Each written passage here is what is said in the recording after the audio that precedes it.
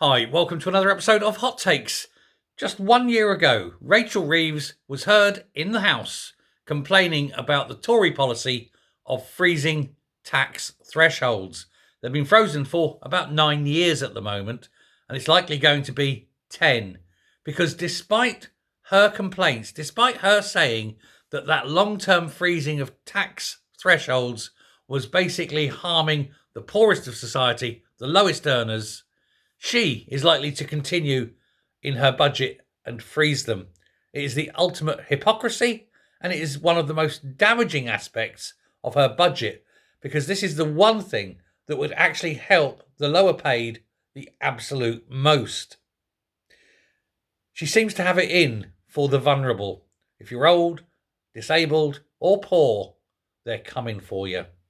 They could do so much. They could raise the thresholds significantly, but they're not going to.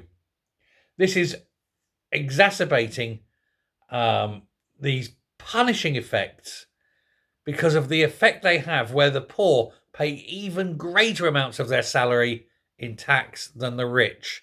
Not in terms of value, but in terms of percentage. And that just cannot be right. She said it's a kick in the teeth. Her words, it was a kick in the teeth that a Labour government would even consider extending the measure.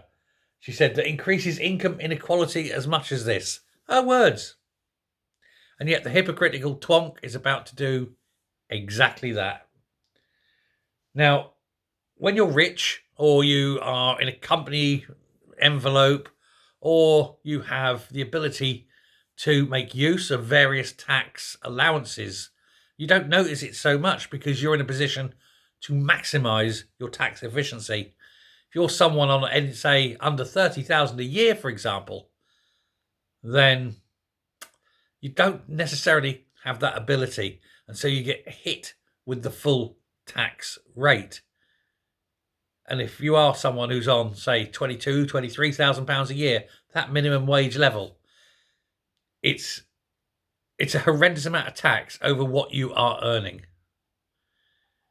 It just seems so evil, for a want of a better word. It's unfair. It's just, they must sit there and think, oh, who can we hurt next? Can we go? What can we do to those that are least able to sort this out?